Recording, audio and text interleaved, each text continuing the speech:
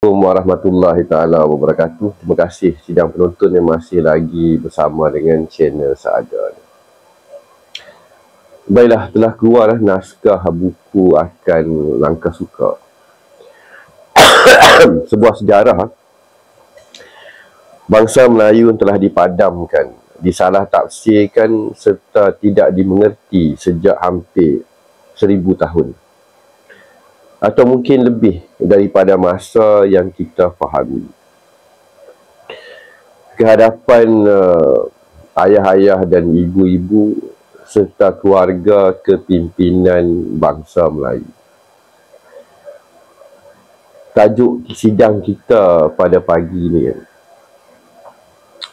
minda memahami percaturan tanah Melayu, musuh, tok dalang, sekutu, kongsi, penghasut, pengkhianat yang mengambil untung, yang menjual serta melacurkan bangsa itu.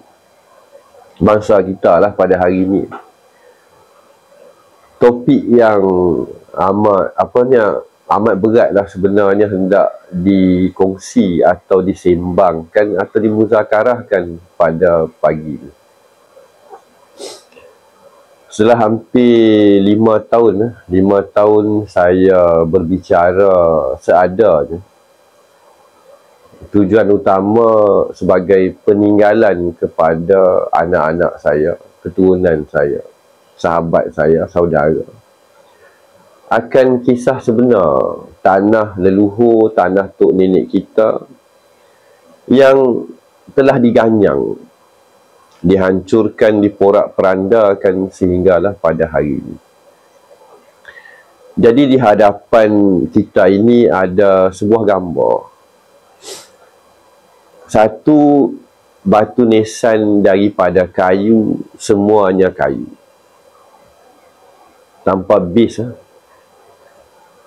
Satu lagi adalah batu nisan Melayu, orang kita, bangsa kita, yang ada bis, pohonnya masih kekal.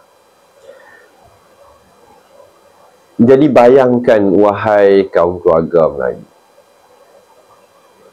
ke mana benda ni hilang dan kenapa di pagi yang mulia ini dizahirkan. Ianya muncul di tapak Sultan Aulia bangsa kita baru-baru ini. Jadi saya pun telah pergi ke banyak pusara-pusara lama. Saya dah meraban pergi ke berbagai lah kubur-kubur, megalis dan sebagainya, batu nisan. Ada disclaimer sikit. Usai kekalahan dan tumpasnya Mat Kilau, Bahaman, Tok Janggut, Toku Paluh dan pejuang-pejuang terakhir yang bangkit menentang Inggeris, telah berlaku suatu episod hitam. Ini berkenaan dengan batu nisan dan mengenali musuh dan sejarah yang telah dihancurkan sehancur-hancur. Maka di dalam catatan Inggeris itu sendiri, musuh bangsa telah membawa masuk hampir puluhan ribu, dekat-dekat 100,000 orang. Mereka ini telah bertibaran ke segenap pelosok tanah air, mencabut batu nisan berbagai dinasti dan zaman, dan digantikan dengan batu nisan daripada seberang. Maka pada hari ini kita dapati telah hilang berbagai batu nisan berbagai kerajaan. Dan pengkaji yang tidak mahu mengkaji sehingga akar umbi akan bertembung dengan hanya batu nisan dinasti daripada seberang. Tak perlulah sebut negara mana. Negara seberang Indonesia, tapi wilayah mana saya tak perlu sebut. Tetapi di dalam perjalanannya saya di beberapa wilayah Dan kadang ada beberapa batu nisan yang saya tidak boleh mengambil gambar kerana tidak dapat keizinan dan juga tidak boleh diawamkan. Lantas kita berbalik kepada gambaran yang ada di hadapan ini. Terlebih dahulu kita sampaikanlah salam kasih sayang, salam ingatan, salam perjuangan dan Al-Fatihah dan Suratul Al-Ikhlas kepada yang empunya diri, pakaiannya yang dipusarakan, disemadikan di tanah yang mana di sini juga dipusarakan seorang sultan yang bergelar Sultan Aulia yang terpalit bersama juga dengan Datuk Laksmana Hang Tuah pada suatu masa dahulu. Al-Fatihah. Baiklah, sidang penonton, sambil kita perhatikan batu nisan ini. Dah tak boleh panggil batu nisan lah, pakai kayu nisan tu. Kayu nisan. Hampir ratusan tahun. Ianya masih cantik dan molek, menjadi tanda atau tenda peringatan wujudnya sebuah bangsa di dalam sebuah empayar Melaka yang besar suatu masa dahulu. Tapak ini sebenarnya tapak yang dikatakan pelariannya segelintir raja-raja Melayu ketika diasak oleh seluruh kekuatan dunia terhadap tanah Melayu. Apakah rasanya kita, anak-anak bangsa, bila kita melihat akan kayu nisan ini? Apakah penceritaannya? Ada tak terbit rasa sayu, rasa pilu, rasa perjuangan? Tanda siapa tak perlulah saya sebutkan. Itu dah main cerita mistik. Sekarang ni kita pergi pada zahir. Berbudi pekerti mulia, berakhlak, ada adab, ada istiadat, ada adat, memuliakan kedua orang tua bersama dengan alam. Kalaulah kita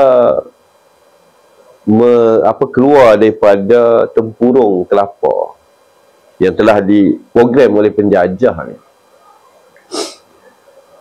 kayu diambil, base dikekalkan, maka dilorikkan tanda sebuah jasadnya anak-anak cahaya Adam dan Hawa, warga Melayu. Maka diletakkanlah, mungkin base ni ditanam dan nampak hanya bahagiannya atas. Atau juga ada setengah tu dia dua-dua ada. Tidaklah anak-anak dan bangsa Melayu itu meletakkan batu menjadi tanda kepada warisnya orang Melayu. Bagi saya, dalam kajian dan juga filosofi kosmologi bangsa ini, orang Melayu adalah orang bangsa alam beralam. Bangsa yang menyatakan ketinggalan. Mak alam ya Malaya, mak alam you. You ini ada cerita dia, ada kronologi dia. Jadi bagi kita di pagi yang mulia ini, bila kita melihat tanda sebenarnya pusara Melayu yang asli adalah mengguna pakai batu nisan, kayu nisan lah. Dah jadi sinonim batu nisan. Kayu nisan yang kekal dan menjadi tanda sebuah kesinambungan anak-anak Adam cahaya mata di muka bumi. Jadi muncullah polemik pada pagi ini. Sejak bila budaya meletakkan batu ini telah diubah menjadi sebahagian daripada adat anak-anak bangsa. Ada juga orang kata orang Melayu tidak ada batu nisan, tidak ada kayu nisan. Itu sebab di awal kematian diletakkan kayu sepasang. Ada juga hanya letak sebatang. Kenapa kita agak bodoh dan dibodohkan oleh penjajah dan sekutu? Daripada kisahnya batu nisan, yang dahulunya kayu nisan. Orang Melayu bukan kerja main batu. Dan kalau kita katakan di dunia Melayu yang penuh dengan gaharu, pastinya campuran kayu cendana ke gaharu ke ada nilainya di dalam persemadiannya ataupun disemadikan, dipusarakan anak-anak bangsa. Ini semua adalah kisah sebuah bangsa yang mesra alam, mengenali alam beralam yang telah hilang ditelan di bumi. Lantas kita berbalik kepada siapakah musuhnya bangsa ini yang telah mengizinkan, berkomplot, bersubahat, meranjau, meranapkan dan membuang, apatah lagi mencabut batu-batu nisan zaman berzaman. Sebenarnya mencabut kayu-kayu nisan, dah ada juga orang kata ada benda lain generasi yang berikutnya. Dan di sinilah bukannya budaya anak-anak Adam meletakkan batu sebagai tanda. Ini akan dizahirkan dalam naskah yang berikut. Pada hari ini, orang Melayu gagal memahami dan mengenali siapa musuh, siapa lawan, siapa kawan, siapa sahabat, siapa saudara dan siapa keluarga. Belum lagi cerita kongsi lanun penyamun, sekutu dan yang dilantik oleh Inggeris, dan bersekongkol dengan dunia kapitalis yang memerintah dunia pada hari ini. Mereka ini amat kaya. Mereka ini sampai, kalau dikatakan kalau tidak berlaku sebarang kebangkitan, keluarga dan dinasti mereka akan menggunakan pakaiannya Melayu, lambangnya Melayu. Mereka akan kaya raya sehinggalah penyelamat itu hadir. Mereka tak buli orang. Mereka cukup makan, mereka kaya raya. Bangsa ini akan fakir, miskin, dirompak. Dan segala harta tanah Melayu telah dikongsikan dengan kongsi-kongsi gelap. Termasuk kartel dan juga IMF dan juga Syarikat Hindia Timur. Syarikat Hindia Timur. Jadi dalam naskah ni ada cerita legend.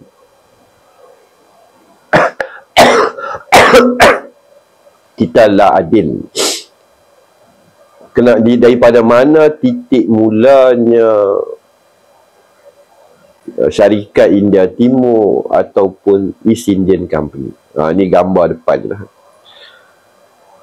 Jadi perlambangan demi perlambangan dan anti ataupun musuh kepada Adin ketinggian ataupun tanah Aden, tanah Eden, the Eden of the East, bangsa Melayu, tanah Melayu ni terang dan nyata di dalam kajian dan juga nama. Tak boleh lari tuan-tuan, tak boleh lari.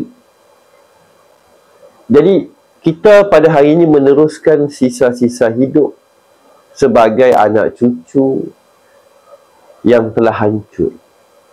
Selagi kita tidak memahami kita ini bangsa pelarian. Kita ni sebenarnya Palestin nombor 2. Kita ni Palestin atau bumi Gaza yang tersorot. Kita tidaklah dibom. Kita tidaklah diranjau dengan kereta kebal. Kita tidaklah ditahan makanan. Tetapi kita diperhambakan, kita diperbudakkan, tanah kita dirampas, kita dipaparkedanakan, kita dimiskinkan, kita dimomokkan, kita dirompak, dirampas hak kita, dan kita ditidakkan peluang ekonomi, dan tidak ada satu pun industri, budaya apatah lagi khazanah bangsa ini yang dibukakan atau dikembalikan usai dikatakan perjanjian merdeka. Tidak ada tuntutan segala harta dan khazanah serta relik ataupun barang-barang tok nenek kita yang telah dirampas oleh Inggeris dikembalikan, atau dirampas oleh Portugal dan Belanda dikembalikan. Yang kita ada menyakau duit Petronas, membina LITA, membina KLCC Tower, membangunkan dan menyediakan infrastruktur yang akhirnya kita ditol, kita dicuri duit setiap pagi, petang, siang, malam. Hampir semua jalan di tanah Melayu ini meminta, menyakau dan merampas dan mengambil duit anak-anak bangsa. Kecuali hampa naik motor, tu free ya. Dan berlakulah parking kereta harga tak masuk akal. Kita dikeroyok daripada semua segi dan serba segi. Ini realiti, tuan-tuan. Di sebalik tabir dunia yang besar, ada berbagai percaturan yang amat gila dan celaka bagi mencelakakan dan membangsatkan bangsa serta keluarga Melayu. Kita terlena dan terbuai dengan mimpi indah. NGO pejuang gagal mengenal pasti siapa musuh sebenarnya bangsa ini. Malah mereka bersekutu. Mereka mengangkat dan mereka mengagungkan sebenar-benarnya musuh yang telah bersekutu bersama membunuh, menghabiskan ribuan, puluhan ribu, ratusan ribu, malah kalau dikira daripada tumbangnya langka, jutaan pejuang-pejuang anak bangsa maut terkorban syahid. Dan legasi musuh inilah yang berada di puncak ketika ini, yang tidak peduli dan hanya mengguna pakai nama bangsa, istilah dan kuasa. Ini adalah sebuah hakikat yang amat pelik pada pagi. Lantas fikir-fikirkan, kita bakal bersambung. Jadi sekali lagi kita fidyahkan Al-Fatihah dan Suratul Al-Ikhlas, dan kita sampaikan salam kasih sayang kepada semua saudara kita, kaum keluarga kita yang bersama disemadikan, dipusarakan di tapak kayu nisan yang ada di dalam gambar. Kita bakal bertemu kembali. Wabillahi taufiq wa hidayah. Assalamualaikum warahmatullahi ta'ala wabarakatuh.